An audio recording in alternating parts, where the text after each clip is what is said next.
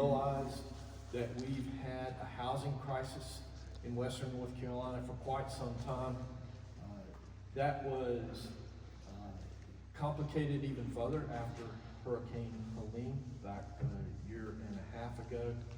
And I've got to applaud the folks with Givens Estates, first of all, for having the vision to turn this remarkable facility into housing for the elderly.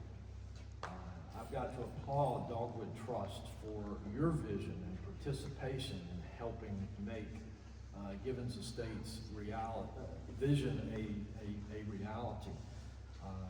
I want to illustrate the fact that those of us in Congress recognize the need to do things to address the housing crisis across America, and particularly for me, I'm interested in Western North Carolina.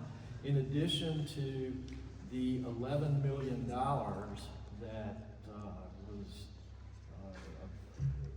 granted by the folks at PUD for this project, I want to call out that Congress's illustration of being committed to helping be a partner in solving the housing crisis is the increase in funding to HUD in the fiscal year in which we're operating right now, ending or for 2026.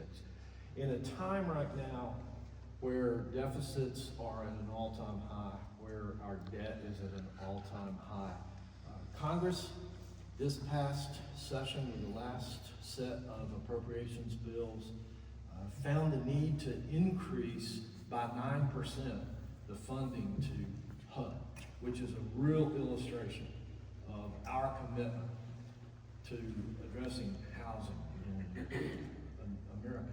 I also want to bring to your attention that just about 3 weeks ago, the House passed two of the most significant bills to address the housing crisis in America, the 21st Century Modernization Act and the Affordable Homes Act.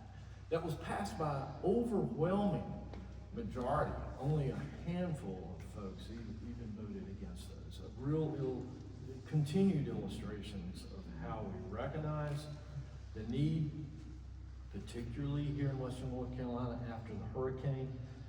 And I'm so proud to be a part of that. I also need to remind folks that our commitment to the elderly, which will be occupying this facility, is a key provision in the Working Families Tax Cuts Act that we passed last July, which will allow senior citizens on Social Security to write off the top $6,000 of their income. And then I want to call to your attention that President Trump has been very clear after visiting Western North Carolina twice since Hurricane Helene that Western North Carolina will not be forgotten.